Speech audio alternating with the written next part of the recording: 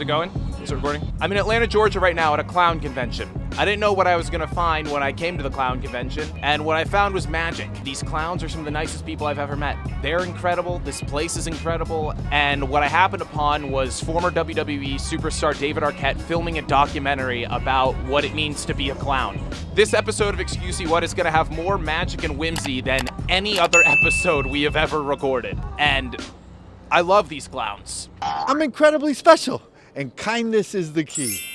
I'm here with David Arquette. What inspired what just went down in the pool? Having fun in your environment. An empty pool. It's just silly. I've been training with Misha, and it's been so incredible for me. What kind of things has Misha been teaching you? So much about the invisible clown. I read his book, which is really beautiful. And then just about getting out of your head, putting yourself in the audience, and then your pauses and be in the moment. And what made you want to get into clowning and, get into Bozo? These are my father's shoes. I think he got them from my grandfather. So it's just been something in my family, and it's something really close to my heart. And went through my struggles in life, and it's brought me a lot of joy. Don't beat yourself up is the main sort of message that we're passing. Just enjoy your life is what it's about. Bozo has a saying, it's like, I'm the greatest in my world and you're the greatest in yours.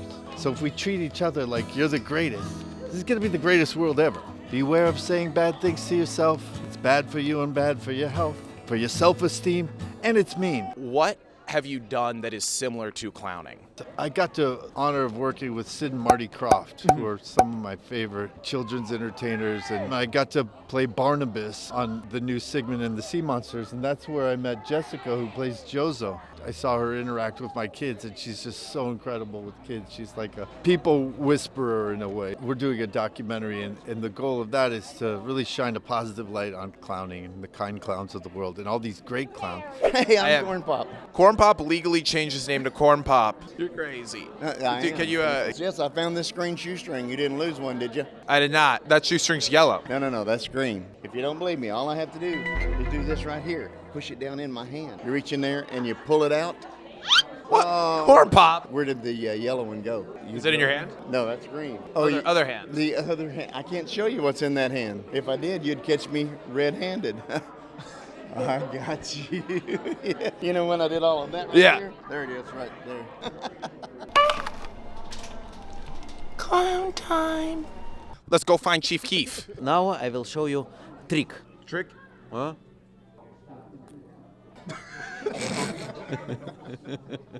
Hey, are you excited for your performance later today? I'm very excited. I hope you too. I'm super excited. What I like, I perform with Cirque Du Soleil 10 years, and we perform at different festivals, different circus. It's a lot was many different things was. I'm silent clown, and my favorite things about clown is pose. When you don't speak nothing, when you just look for audience, and they're laughing. Be silent. You can more say that with words. It's very limited. Is there anything about clowning, any misconceptions about clowning that you would like to talk about? I would like to say that for me, clown, it's most of the kind and most of the beautiful profession. After a movie, I forgot name of the movie, they kill people because my daughter came one day and say, Papa, are you eating children? I say, why? You tell me, because you are clown and clown kill children. What do you say, my beautiful daughter? If you are not kind, nice inside yourself, you are not clown. It's not possible to walk. Nobody will buy you. The most difficult, hard to do it's tricks. What I mean when I say hard, I will show you.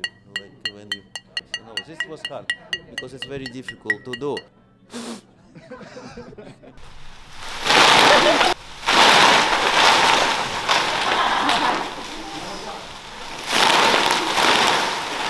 You were the original Santa from Macy's in New York? I wish I was the original, but started with Macy's as one of their goodwill ambassadors, going from store to store, and then finally they asked me to be the man in the big red chair, and I'm also Santa at Rockefeller Center in New York City. What got you into clowning? My family, and I've been a clown for 50 years. You know that old saying, you never go to work a day in your life if you do what you love? I've never been to work in my entire life. Never been to work. I am a clown, but I choose clowning as a vehicle to what I do. I'm a comedic entertainer. Every kid that smiles for me, every kid that laughs for me, every adult that laughs for me is like being plugged into an electric socket in the wall. I take that energy and just go with it. It's like having a shot of B12, you know? I think everybody has a little bit of clown in them. I actually love being a little bit crazy because it makes other people laugh and it makes my life so unusual. Do you have any jokes that you would be willing to tell the camera, or like any quick clown? Wait a minute. There's so many, and I'm just being careful because I don't know where you're going to cross the line. We're in woke America now. You know that, woke America. The politically correctness of what we do,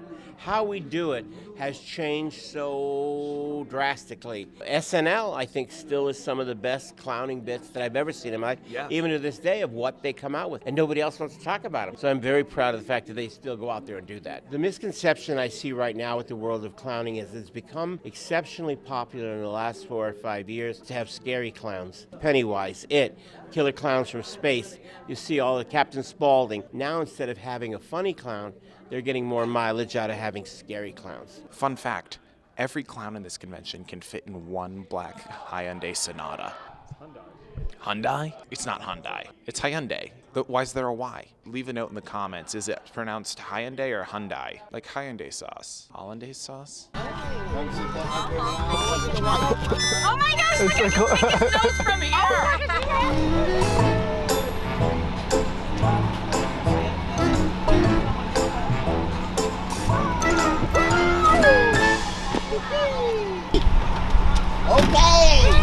I am here with. Super Cute the Clown. Matt E. McFun. See, I got a name tag.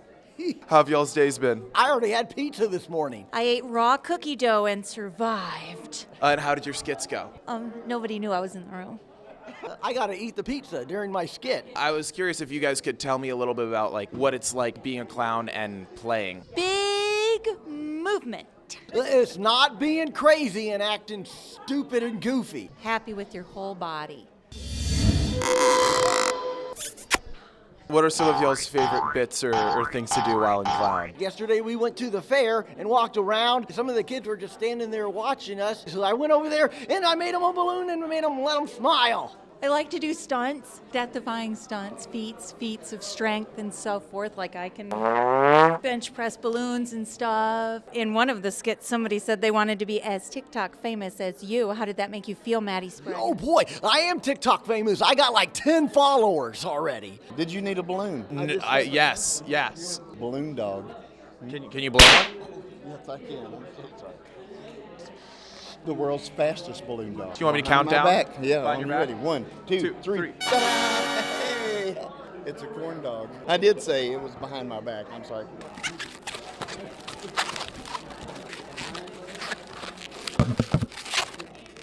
You got a dog.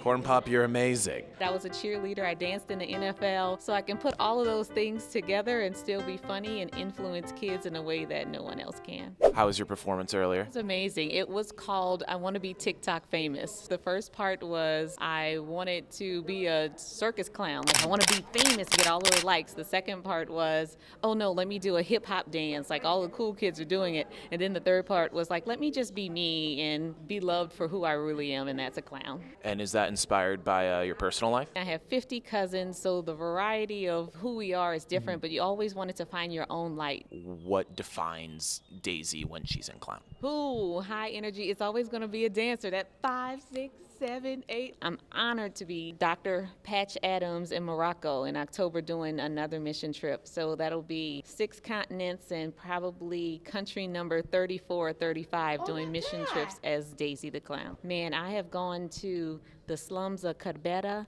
to Giraffe Manor, feeding giraffes in a exclusive area hotel. So I'm definitely not a culture vulture, but I love culture. That's almost poetic with how a lot of people misunderstand clowns too. I'm not single dimensional. I don't need all of the accolades, though I'm grateful for it. Being in China, and they hadn't seen an African American clown before, and some of the little kids are trying to sneak with 2 fingers like, bruh. Is the paint gonna come off? Like, is your whole body painted? So just to bridge the gap that God made us all internally, but our skin textures may change a little bit, but it was funny.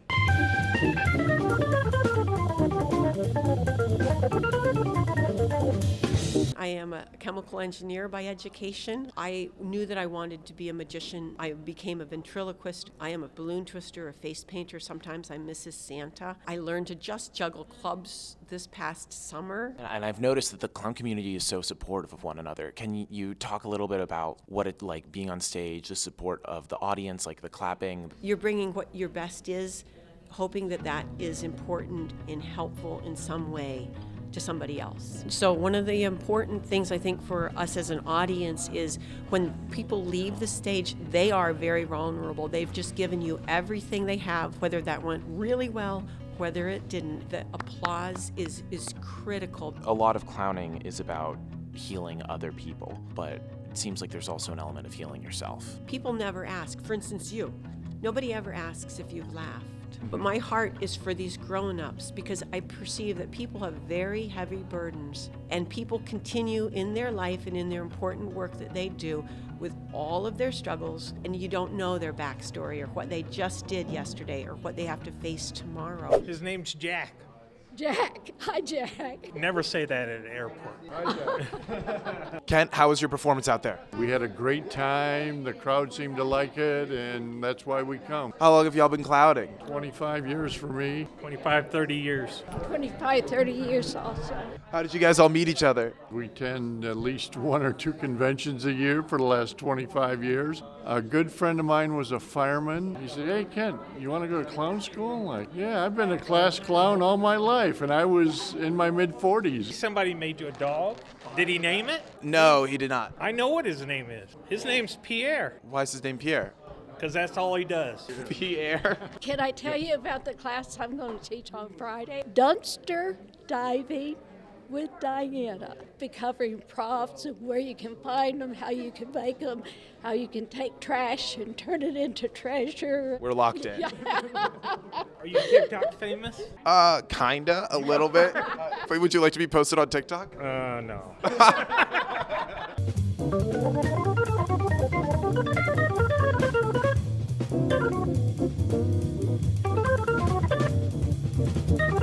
I am here with the auctioneer. Guys, this is Jack.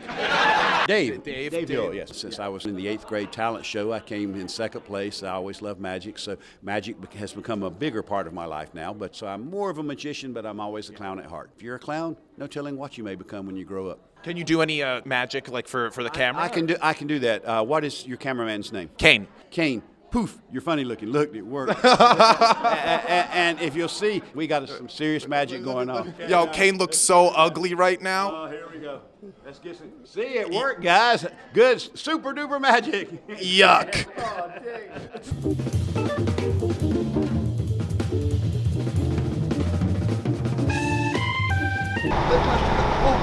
It's Kornpop's world. We're just living in it. Ready, guys? And she jumped.